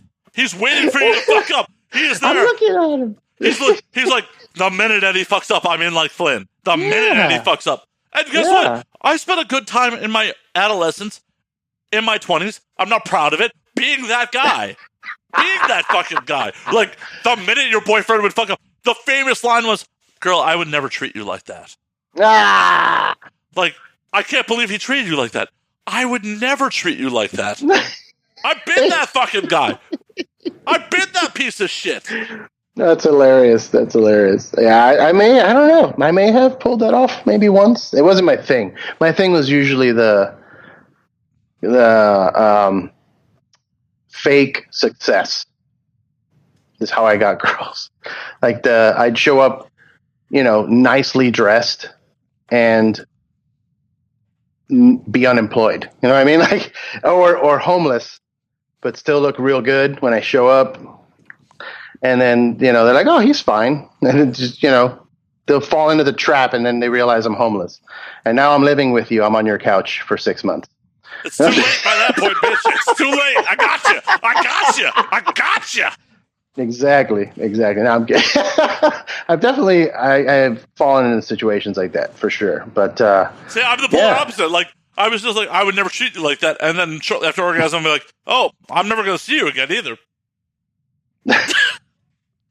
Yeah, it's funny. The wife told me that after the first night we met and like hung out and did things. She was like, I didn't think I was going to hear from you again. I'm like, oh, I didn't think I was going to call you either. That's why it all worked out, I think, because both of us were in that like, and then there was like a natural let's reconnect. So all right. I'm being sappy, but I used to be a degenerate, and I've been changed man since I've met her. I'm trying to be a reformed degenerate. I'm not succeeding at all times. But I'm trying. I'm trying to be better. I'm trying to fucking be better. I used to think, like, as long as I'm honest about the situation, it's all good. And it's like, no, not necessarily. Just because I'm being honest doesn't mean the person I'm involved with is being honest about their feelings. When I put out, like, hey, I'm just trying to fuck, and they're just kind of like, oh, hey, okay, that's cool. Oh, but it's actually not. Yeah. Well, if you're delivering the goods, man, they're going to want seconds. Oh, no. Professional mediocre dick. I ain't trying to get you to stick around. When I'm like, oh, yeah, hey, I'm just trying to fuck. Like, I'm not trying to bat it out. I'm trying to bunt for first. I'm not trying to knock it out of the park. As long as you're not just whipping it out and jerking off in front of them into a plant. No, it's all consensual. It's just disappointing. Poor Louie. I say poor Louie, but I don't mean it. I just, what a situation. What a fucking situation. Like, indeed, what a fucking situation. So, God. One of the other podcasts I'm working on involves a bunch of the Weinstein survivors. Oh, boy. Yeah, so it's like, it has completely, like, illuminated and just changed my mind about a bunch of shit. And it's just like, hey, Louie, fuck, you fucked up. You fucked up. Yeah. But he asked. Yeah, and in some situations, so did Harvey. Did he? I didn't think he did. I mean, I don't know enough about that case. I mean, it's all. I get the argument that they make of the power element influences your decisions, and I get it. I get it because it's happened to me, dude, and not in a rapey kind of way, but just kind of like I'll be out at a show and meet a band member or something, and hey, we're going to this place. And I know in my head I should probably just go home and go to work, but because it's that person, I'm like, hey, I'm gonna be late tonight, and I'll just stay out, and I'll regret all of my decisions the next day. Like I'm tired, I didn't sleep, maybe I drank too much or whatever. Maybe a little powder. Yeah. Exactly. And so bad decisions were made in a grown adult kind of way, not in a adulterous kind of shitty. Right, but it's still like. I should have gone home. Right, you should have gone home instead of being like, oh, but I value this person's opinion to make them think that I'm cool, and it would be uncool of me to go home and be like, I'm going to go at home at 9 o'clock and hang out with my wife. It was nice meeting you. Yeah. So I get that aspect. Like that's where that comes from. That whole like Harvey Weinstein is offering, he makes movies, and you want to be in movies, and if he asks, you're gonna be like, well, I guess I should. Maybe you shouldn't. But your brain's like, fine, I guess. Like. I mean, he was like, I'm hearing these women's stories. He's an absolute fucking monster. An absolute fucking monster. But it put Louis in a new light because I was right there with you. Like, but Louis asked. And like, but hearing all these Weinstein stories and hearing like that Louis was executive producing for some of these people or taking them on the road, had so much control over their careers. Like, believe me, I don't want to be a woke guy, but I've been a little woke by this. Okay. No, there's nothing wrong with it, and I try to be woke. I'm a little old to be. I'm kind of a boomer, but I'm not. Eddie, I'm older than you are. They call me a boomer sometimes. It's the grave. You may be physically older than me, but I feel like my brain is definitely like a grape or a raisin to your grape. Shit. You think there's that much fluid left up in here? Fuck, come on, man. Come on, you're giving me way too much credit. Way too much fucking credit. Oh, man. No, I'm just in denial about my age is all. No, you're good. You still have hair, dude. Look, I decided to stop shaving since we're not doing video. Look at this. Yeah. This is insane. I look like I'm going to let it grow for the entirety of the quarantine, and I'm going to be a Black Snake Moan, Sam Jackson. I feel like you got the Uncle Phil going on. Just the sides, Yeah. I'm going to get nice big bushy sides. I want to spike it up and do it like Heihachi from Tekken. Nice. Just up like this, all grayed out. That'd be good. Shave the beard, just have the mustache, the long mustache down, all the way down to here. Throw some blood relative into a volcano, you'll be good. Yeah, you'll be good. All right. What time is it, dude? It's 5:41. Yeah. I got to make dinner soon. But, yeah, I had fun. Yeah. How long have we been doing this? What do you got, time-wise? Well, not counting the technical difficulty, about an hour 20. So, can you go till 6? Yeah, let's do till 6. We'll do 6. I'll go make a dinner. So, what do you have in mind for the apocalypse? Like, if the shit hits the fan, if we're going Mad Max. Oh, we're going Mad Max? I'm robbing people for toilet paper. But why? Okay, explain that to me. Because I see the people freaking out about toilet paper. No. That was just a funny thing to say. That's not a real plan. Okay, fuck. Well, I mean, do you see it as a currency? No. It disintegrates in water. It's not nearly as good as bottle caps. Okay. So, Mad Max. Full on Mad Max. I have a couple guns. I'm gonna try to find some like-minded people and hole up with them. Who fucking knows? Do you think it'll be like how long is it going to take you to accept that it's Mad Max? Like, how many days are you going to be at home where they make the announcement on like YouTube or something, and they're like, guys, we tried. Government is being dissolved, and supermarkets are closed, and hospitals are closed, and good luck. The minute they shut off the internet, it's on. If you lose your internet, is that when you go? That's so easy too, because I lose internet at random and I pay for it. Like, I'll just have one day the internet goes out. I'm like, shit, reset the router, and then like, shit, can't do anything about that. And then you go and like use your phone. You're like, yep, there's an outage. Guess I'll just sit here and wait. Because what else am I gonna do? Yeah, that's the point where I'm just like, oh, time to put on the shoulder holster. Time to go into the world. I think I would try and barricade the same way as I'm treating it now. Like, I think I would stay inside until I ran out of shit and I needed to go get more. And that's when I'll, weapon up and, armor out the car, build out the car. I got to take the car out. Going to have to build one of those scoops with the spikes made out of welding metal, and put some cages around the windows. See, you're fucking up if you're waiting until then to start doing that welding. You gotta do it beforehand. So I should start now, is what you're saying? Yeah, you gotta be prepared, because you're an easy target while you're sitting there with a welding mask fucking applying that to the car. That's true, but I am lucky. I have a pretty high fenced off car situation, the car parking. So I might be okay for a little bit, but I definitely need to go get a welding gun first. Right. Do you have the fucking fuel in a welding fucking mask? Do you have the parts you need? None of that. Like, you'd have to go scavenge that shit. You fucked up already. Yeah, you're right.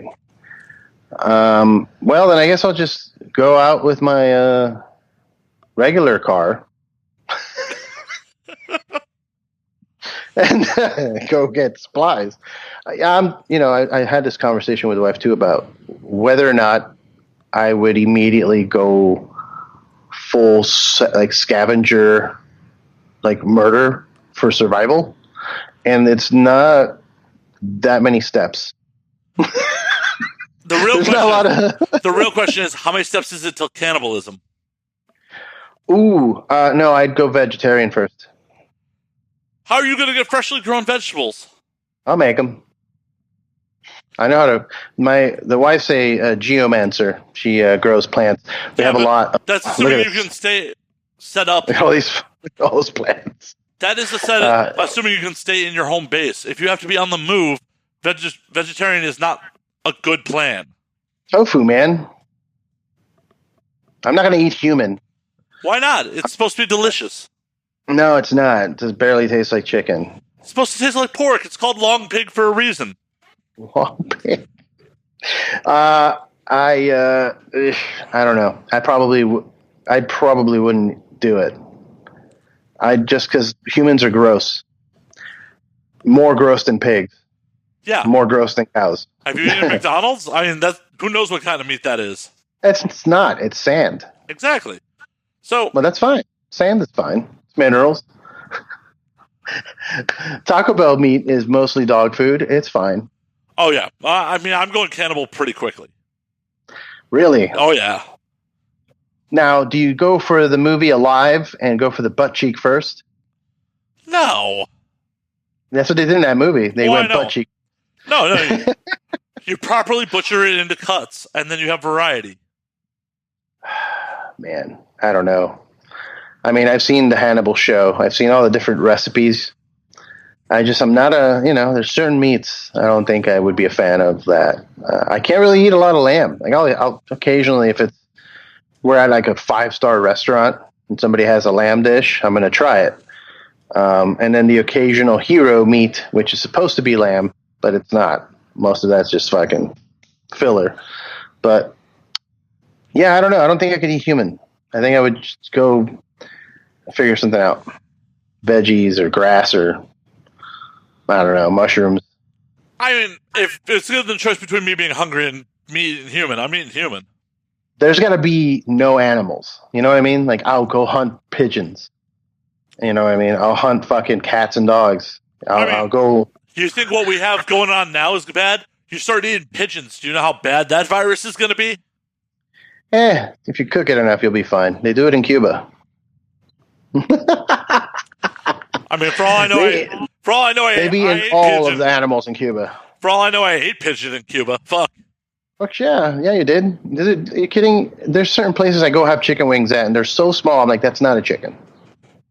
That's definitely not a chicken. Like, whatever bird that is, you're not giving me chicken. Like the strip malls that serve those like barbecue chicken bourbon chicken sample cups. Those aren't those aren't chickens. There's something else going on there. Hey, they're delicious. It doesn't matter. Yeah, exactly. Though it's delicious. I don't know if I can handle human meat. With enough barbecue sauce, you definitely could. Not sauce. Enough smoking, like you barbecue it properly. Maybe. Good rub. You think human has to be low and slow? Low and slow. Not a lot of spice. All right, let's change the subject. I'm not cooking humans. No, you're just consuming them. You're not doing the cooking. No, I want to do the cooking. I like cooking. I watch a lot of cooking shows. I watch Chopped, Cutthroat Kitchen. I watch Good Eats and Ugly Delicious with David Chang. I like food. So I really don't want to think about it. Like, that really makes me panic. Of all the panicky things that are happening, the virus, people dying, all that shit, the one thing that I panic about is, like, we need to have food. Like, if there's no food, that's when I start stressing out. Oh, 100%. I heard the most fucking distressing thing earlier today. So I was doing a podcast for my client, and she had an advocate on who is an advocate for agricultural workers, primarily undocumented agricultural workers. And the people working our fucking fields, when they get off work, there's no food on the shelves for them. That whole cycle freaked me out. Yeah, that's pretty shitty. It's like, that's pretty shitty. Like, hey, go work a field for fucking 12 to 16 hours, and then when you get off work, there's no food for you? What the fuck?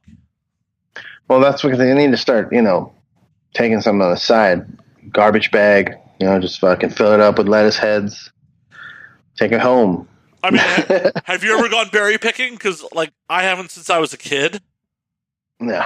Because that is such a white people thing. Like, hey, let's go have a fun day of doing agricultural work. And we'll pay you to do this.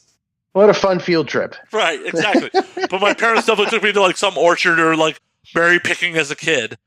And my idea of berry picking was one in the basket, one for me. One in the basket, one for me. Right. Okay. That's how it should be. Have a little. If you're picking tomatoes all day, you should be able to take some home. I agree. That's how I see it. Same with beer. When I was working in the beer game, I'm selling hundreds of cases of your beer a day. You best believe there's going to be at least 4 or 5 at home.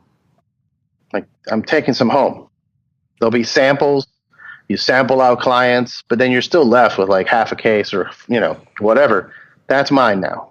100%. Yeah, that's mine now. Sorry. Yeah, that's I. People need to learn to do that. I think some people don't. But if you're putting in the work, you're in the field 12 hours a day. You best believe I'm going home. Garbage bags full of fucking crops for everyone in the neighborhood. Have a little fucking yard sale. Everybody come by, 5 cents on the tomatoes, whatever the fuck you want. Right, whatever the fuck you need. We'll figure it out, man. I think we can still grow crops. As long as it's not like a vegetable killing disease, if COVID starts infecting our food to the point where plants aren't growing, then I'll freak out. Well, but one of the things I very briefly tried to research earlier today was How long can the virus stay alive on a plant? I heard on any surface it was like 4 or 5 days. Well, it's 72 hours on steel, under like a couple hours on cardboard. It varies surface to surface. Tight. So it's like, how long can it stay alive on fucking plants and like, beef products, shit like that? Because it's like, what this person was saying on the podcast I did for my client is, you have a lot of undocumented workers that stay in essentially labor camps to do agricultural work. They're in confined spaces, and because they're undocumented, they don't have insurance. They don't necessarily have access to keep themselves safe and clean during this, during this shit. It's going to be fucked up. Like, we're going to see probably a horrible uptick in our agricultural workers getting sick. Can they transmit that to us via the food? Is the food going to be dying on the vine because our agricultural workers are getting so sick that they can't do the work? I think we would create machines. I mean, I'm sure there's already machines. No, if we could create machines, those machines would already be doing it. Yeah. But, we didn't have the need to at the time. But if people are dying, they'll do it. Eddie, 100%. Our racist-ass government has the need to, because then they could be like, oh, we don't need all these undocumented workers because we have the machine to do it. Yeah. They'll do it. Yeah. That's part of the plan already. I'm sure that's what they're trying to do. It's fine. We'll always figure out a way to make it through until we don't. And then whatever, then we go do something else. That's how I see it. Hopefully by that point we'll be dead. You and I will be dead, and it won't be our issue. Maybe. But I always like to operate thinking that maybe it'll come down to me. And maybe that's my ego. But I always keep a vast array of options, of scenarios in my line of sight at all times, by the way. Even on the road, like when I'm driving, I'm like, here's me going straight. Here's me making a left and crashing. Here's me making a right. Like I kind of like try and see which is the best option. I'm like, maybe I'll go straight and not die right now. And then I do that. So I'm going to keep doing that no matter what the politicians do, no matter what, if they do martial law and people are with guns on the street and chaos is hitting the fan, I'm going to figure out a way to continue to live, eat, and provide for the wife, and then until we can't. And then we'll just figure it out from there. We'll keep moving. Keep fucking going. We as a species it's so weird. We are so ingrained in fucking weird traditions, but we are such an adaptable species too. Yeah. I think we'll be fine. I think the reason that humans are humans are because organisms evolved over many, many years of time of survival. So, and that's why we're here now. But I'm saying, like, even modern humans, like, without going generations, like, if you and I were thrown in a prison today, we would adapt to it. We'd eventually become institutionalized. Well, now I know that you would kill me and eat me. Not in prison. If it was forever prison, like imagine we went to prison and then everything shut down and we were stuck in there and no one's coming. I would find you would definitely eat me. No. That's what I'm trying to say. No. You're my friend and my ally. I need someone else first. But what if it's just you and I in that cell and it's been months? You're gonna kill me and eat me. I know it. Well, yeah, you're pretty well marbled. I mean, you got some tender meats here. If you soak these in, I don't know, piss water, because that's all you'll have in the prison. Oh, I'll have some toilet wine to marinate that shit in. You best believe I'll have the best toilet wine in that prison. Make white wine, what is it? Reduction, human shoulder. See, you're already coming up with recipes. This is why I can't kill you first. That's why I'm going to be the chef. So today I was thinking, we have some thigh left. I think we should definitely make thigh sandwiches. God. Yeah. I don't... I'm kidding. I don't eat human. I don't eat human yet. Yet. I'm not. Apocalypse is close. I'm not saying I will never eat human, but I don't plan on it. I don't plan on it just yet, but guaranteed if if that situation occurred. If push comes to shove, you're pushing and shoving. I'm pushing and shoving you right into a meat grinder like I'm Carol Baskin. Oh, God. I haven't seen. I haven't. I know. Yeah. No, I haven't seen it. I know who she is. Thanks to the internet. Thanks to the internet. I haven't seen the show, and I know everything about it. That's kind of sad. No, you have to experience it yourself. It is. Look, man. Look, a lot of people keep hitting me with that, and it's like, look, I grew up in Homestead, Florida. None of that's impressive. No. All of the she ripped the arm, or the tiger ate the arm, and the person buried it. I don't like. Yeah, I'm sure. Oh no, I'm just saying, it's some impressive levels of white trash. Yeah, I'm sure. Look, I'm just being a grump. Enjoy your Tiger Kings. Maybe one day I'll watch it. I don't really plan on it. I'm not like boycotting it. Where like no, but I just don't. I have other shows like The Outsider. I just got into Ozark, which I know I'm late, but I finally got into it. So on Ozark, I've enjoyed the hell out of Ozark. If you look at it too closely, it has some major plot holes. Oh, definitely. But that's what most things. Game of Thrones, what an amazing show. And then you're like, if you take a close look, it's not that great. Yeah, I've enjoyed Ozark, but there's just points where it's just like, hey, they do this thing and then they just never mention it again, and that would have been a major thing.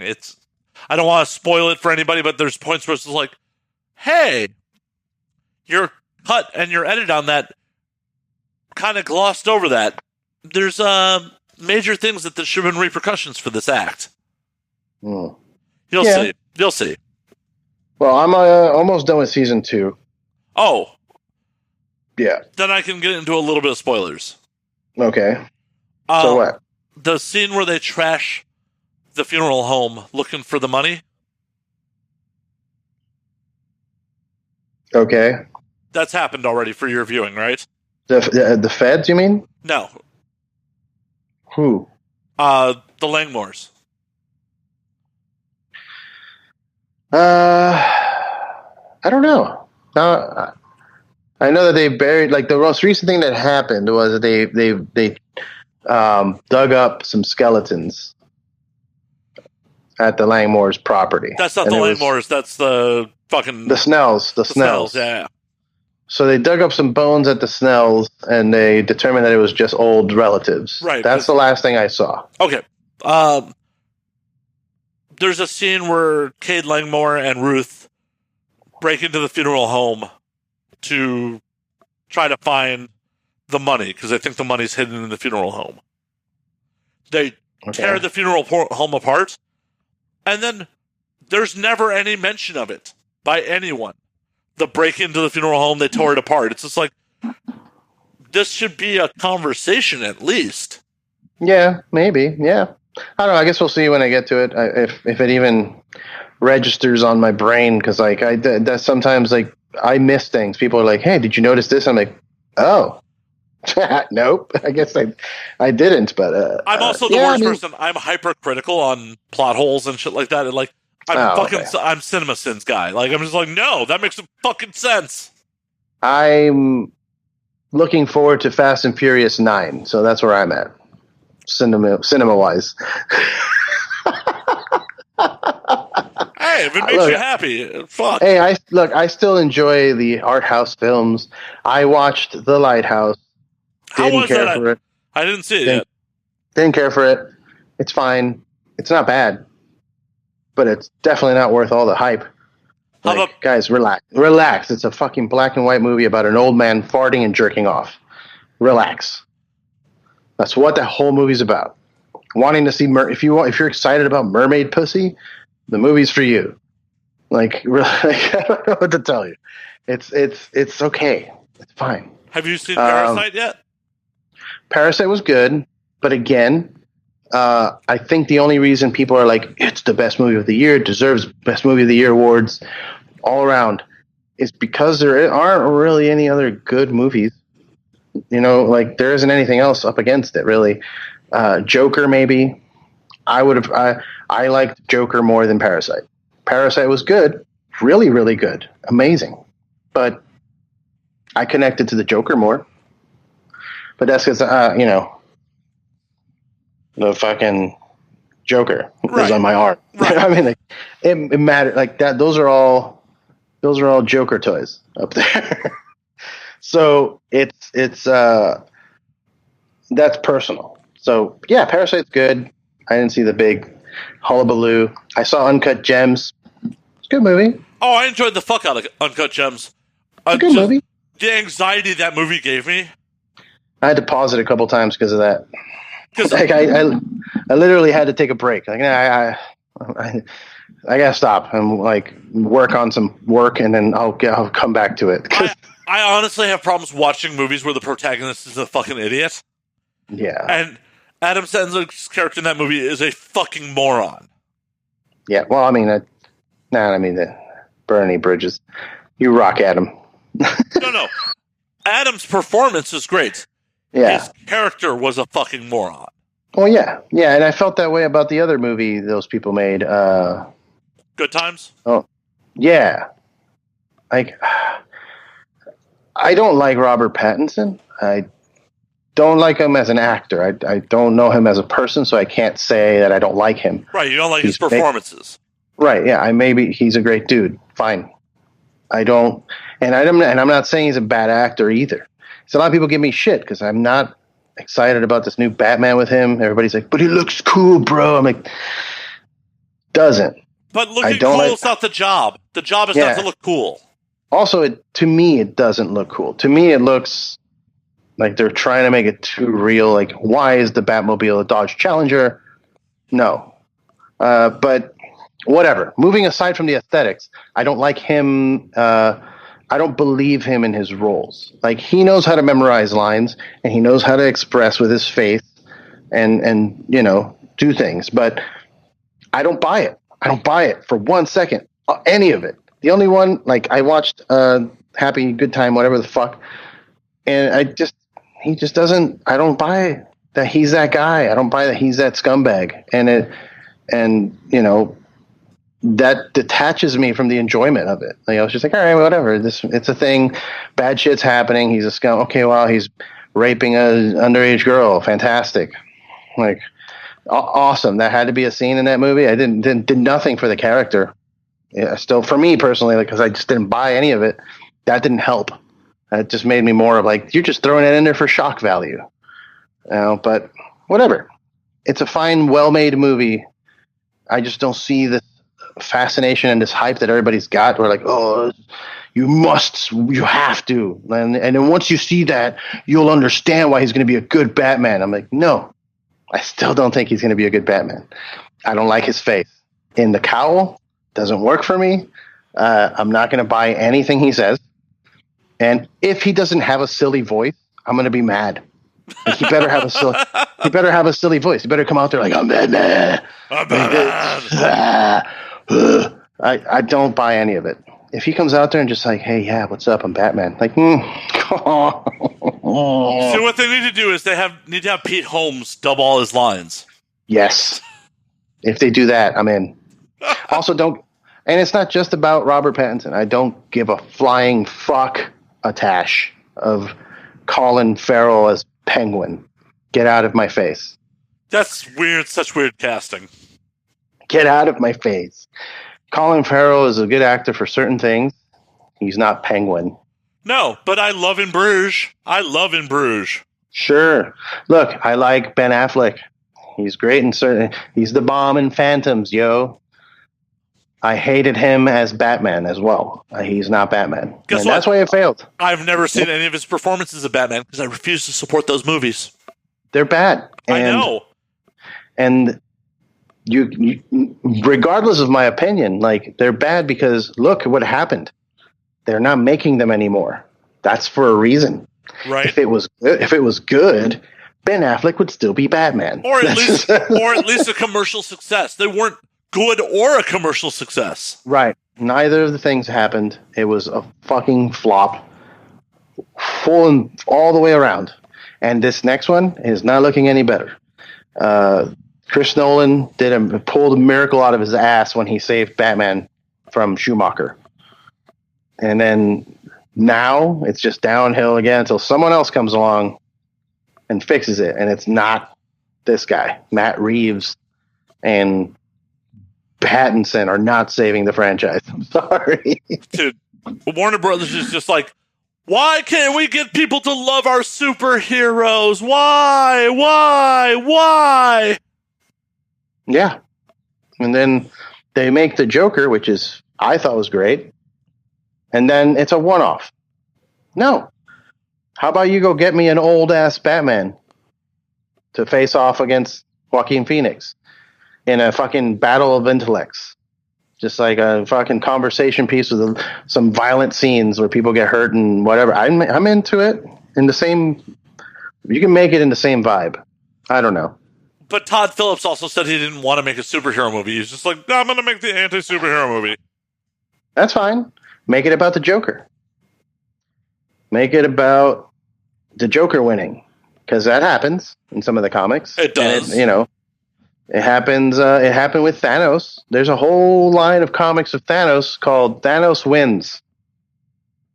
You can do it. It's just a piece of history now. It's a tale. It doesn't have a good ending, a happy ending or whatever, but you're telling a story. Fucking do it. I don't know. People don't take risks, and then they wonder why nobody wants to pay $16 to go to the theater. Well, it's a cyclical thing. It's like, the business people in the business of movies don't want to take risks. That's why we're getting recycled IP all over the fucking place. Yeah. I mean, what was the last original fucking concept you saw that came to a theater? Probably Fast and the Furious. They're not original at this point. Come on. Probably it's something Seth Rogen did. Like Rogen and those guys are like the only original IP that is making it to theaters for the most part. Yeah, I mean, I'm not a fan of some of the later movies anymore. I was into all of it, but I'm not necessarily a fan either, but I'll go support them just because I believe that they're making original IP, and that needs to be supported. Yeah. These A24 movies seem to be original IP, and they're good. Like, there's one coming out called The Green Knight. But I'm looking forward to that. But those also aren't getting major theatrical releases. They're getting limited releases. That's true. Sonic the Hedgehog, bro. Not original IP at all. I know. Hey, I gotta say, though, I enjoyed it. It was good. It was fun. As a fan of the game, I enjoyed it. Hey, I gotta ride out and cook dinner. I'm getting messages. No worries. Eddie, where can the audience find you on the socials? Where can they find your podcast? All right. Well, the podcast is on the Apple Musics. How about you tell them what it's called? It is called the Rock and Roll Beer Guy Podcast on Apple Music and Google Play. But the socials are RRBG Podcast. So Rock and Roll Beer Guy, just the letters. So Instagram, Twitter, Facebook, RRBG Podcast. But if you look me up on iTunes or Google Play or wherever you listen to your podcasts, it's Rock and Roll Beer Guy Podcast. And then also YouTube, same thing, Rock and Roll Beer Guy on YouTube. I'm putting out video interviews. Just put one out with Nick Shins from Job for a Cowboy. And I got Tony Hinchcliffe coming up next. Josh Barnett and I did one last night. Did one today with Elon Rubin of Nine Inch Nails. So big names, big time, fun, and trying to just put out content for the quarantine. Hell yeah. I wish we had remembered to keep recording this when we reconnected. We fucked this up. It's fine. We got audio. We definitely got audio. Yeah. Well, all right, brother. Thank you so much for having me on. I mean, I'll do it again anytime. Hell yeah. We'll do it again soon. Eddie. All right. Stay safe. Later, guys. Later. And as always, you can find me at Matt_Slayer on Twitter, Matt F. Slayer on Facebook, Matt Slayer on Instagram. And you can always find the podcast at And Now We Drink on Twitter, And Now We Drink _ on Instagram. And until next week, drink up, motherfuckers.